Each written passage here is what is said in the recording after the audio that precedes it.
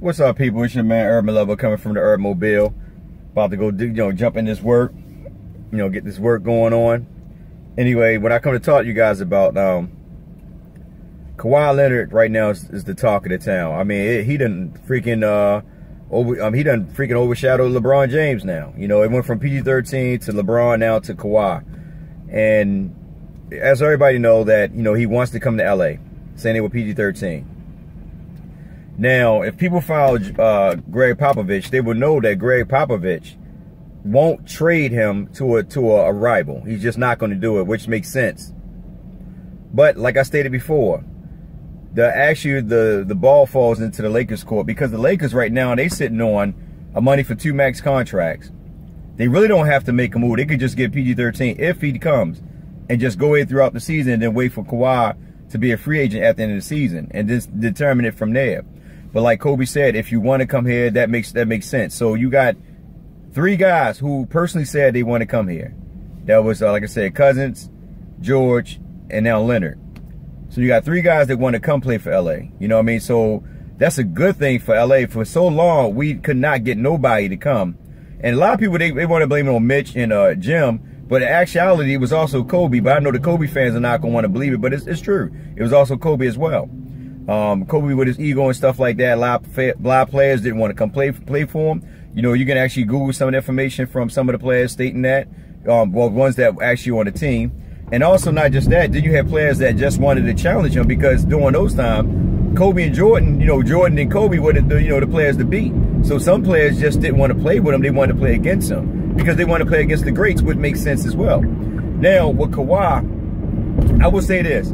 I'm not in office, just my opinion. If it was up to me, I would actually wait until the end of the season. I wouldn't make no trades. That way you still got your young core players. You got PG-13. I wouldn't go after LeBron. You got PG-13 and I'll re-sign Julius Randle. Now, here's the thing that the front office could do or they might be planning to do. I know for a fact, Magic Johnson, I said this before in one of my videos a while ago, and actually DeAndre Page said this too, even though he's crazy, but he said it as well. The Lakers right now, the front office is actually probably keeping hold of all the players they brought in. Like the players they brought in through their, the drafts and everything.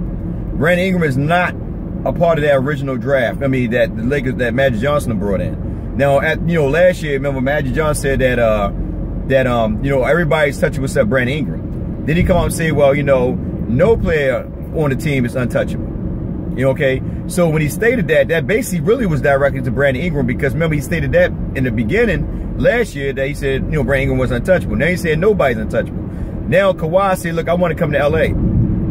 The best scenario for the San Antonio Spurs is to actually trade for Brandon Ingram straight up. Brandon Ingram for Kawhi. And the reason why I say this is because number one, Kawhi only played, I think, 18 games last season. So we don't know about that quadril hip. We don't know what kind of injury he got. We don't know if the injury is going to, prevent him from being the old Kawhi that we seen back when he was killing. We never know because we didn't really get to see him. But he feels though that at the end of the day that, that injury was, it was really hurting him. And he set out in the, the San Antonio Spurs organization, felt as though that he was just basically like, separating himself from him. But, maybe it probably is hurting. We don't know. Like I said, I'm not Kawhi. I'm not in his body, so I wouldn't know. But I'm going by according to what he stated.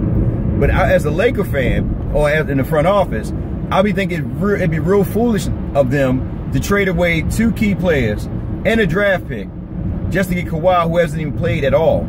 You know what I mean? It don't make sense to me. Like, why would you make that trade? You know what I'm saying? Because you don't know if you might get a broken out Kawhi. We don't know this. Remember, we already got caught up in the Luol Deng sweepstakes.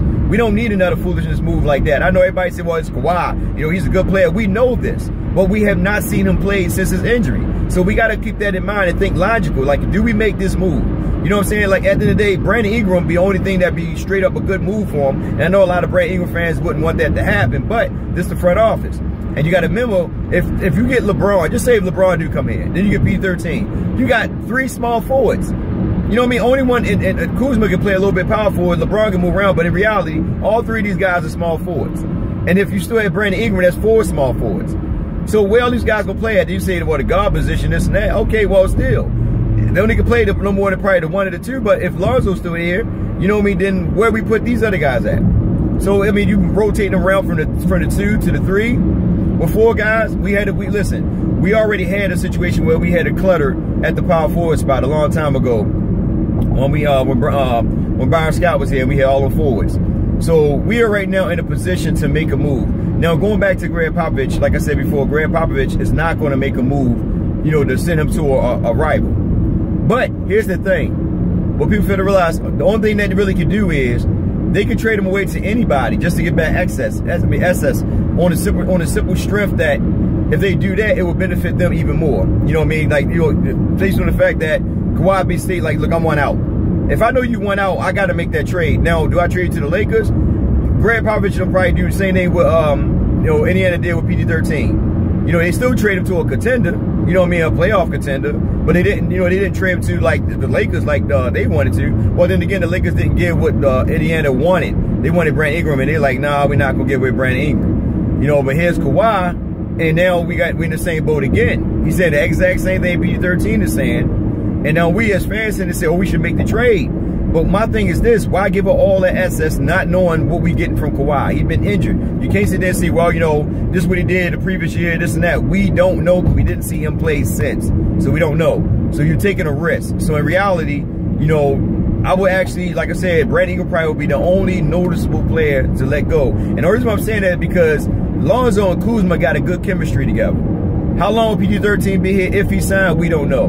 LeBron James, we don't know. You know what I'm saying? Most of these guys probably won't be here long. So you still got to build up that young cool player, you know, in order to make sure that we continue on moving in the right direction. You don't want to give all your assets away, and then at the end of the day, these guys want to retire or go into another team, and then we're right back to square one. So Greg Popovich and them, they can send them to a team, you know what I mean, to a team to be smart. They can send them to a garbage team. Like if Brooklyn got a whole bunch of assets, here, listen, we give you this, this, and that. We give you D'Angelo Russell, 2 draft picks, and somebody else for Kawhi. You know, they're going to make that move. Because in reality, their whole thing is, what are we getting back in return? You know what I mean? Because right now, San Antonio is not going to just, me personally, I don't think San Antonio is going to give Kawhi straight up just for Brandon Ingram. You know, they're going to try to make a move. But it's also stated that the Lakers can make that move and also try to get somebody to take Luol Deng's contract. If somebody does that, that's wonderful. I mean, then we get rid of Luol Deng. Yeah, we lose Brandon Ingram, but we get Kawhi in return. But we lose that Luol Deng contract, which makes sense. We got to get rid of him first and foremost. That's why I said before last year, I said the only way the Lakers make a move, to me, as in the trade, if they get rid of Luol Deng's contract. Anything that's susceptible of making a good trade, we got to make sure we put Luol Deng in the conversation. We got to get rid of him. Because if we get rid, listen, check this out. If we get rid of Luol Deng's contract, right, that means we can sign Julius Randle. So it makes sense, you know, because right now, Brandon Ingram, I like Brandon Ingram. Don't get me wrong, but I love Kuzma. You know what I'm saying? And I'm a big fan of Kuzma. I love Lonzo Ball. But at the end of the day, I think Brandon Ingram will be the best beneficial of them being, of making that trade.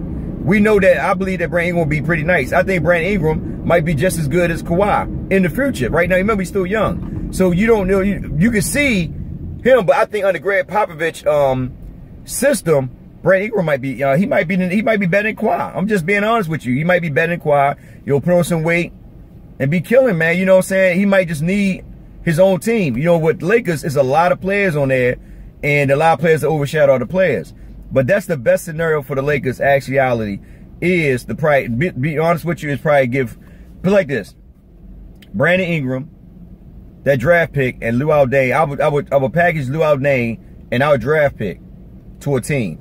I know a lot of people say, why give our draft pick? Because we really don't need them. If you're getting PG-13 and you're getting LeBron James, just say if they come, you get those 2 guys. You don't really need that draft pick. So why not package that draft pick up with Luol Deng and Brandon Ingram, try to, you know, do a 3-team trade where we send Brandon Ingram to San Antonio and swap for Kawhi Leonard, and we take the draft pick and Luol Deng, you know, to another team, you know, and we can throw somebody else in there like I mean, either Zubac or Thomas Bryant. You know, you can move one of those guys. So, I mean, the Lakers can play around right now. Everything is really in the Lakers' court. Because even though Kawhi won out, it doesn't matter where he want to go. It's all up to the front office, the San Antonio Spurs front office, to decide if they want to trade him to the Lakers or not, which I doubt. They're going to probably send him to a team that, you know, they can get more access from. But if nobody budges because Kawhi says, listen, if I come here, I'm not going to stay.